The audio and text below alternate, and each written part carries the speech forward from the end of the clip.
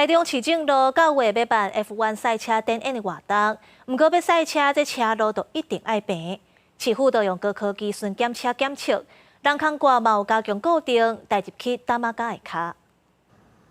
智慧巡检车伫咧道路来回扫描，马上伫咧电脑3D 呈现道路骑道顶各种数据。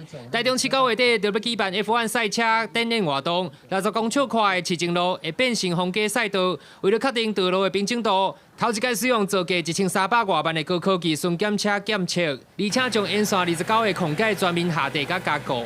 我们怎么样让这些孔盖？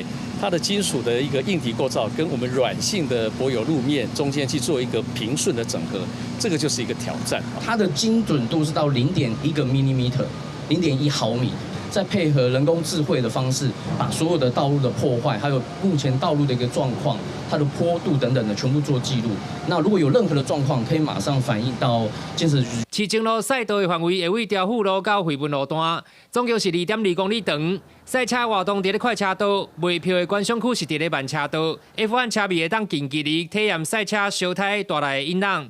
台中市府是指出，举办活动经费有签保密条款，无方便说明。但是迄一天封路交通管制，已经是互附近的民众感觉真烦恼。当然会啊，当然会有影响啊，因为这里车流量也很多，可能会影响一些交通上的问题啊。那未来的部分，当然我们希望有机会像这样一个赛车行为，让它走合法化、正常化。如果有机会，中央来共同支持，我们会来朝这个方向来做努力。运动局表示，台中是真有潜力推广赛车运动，目前有立保国际赛车场，未来若是中央经费支持，会考虑规划专业的赛车场地。记者台中报道。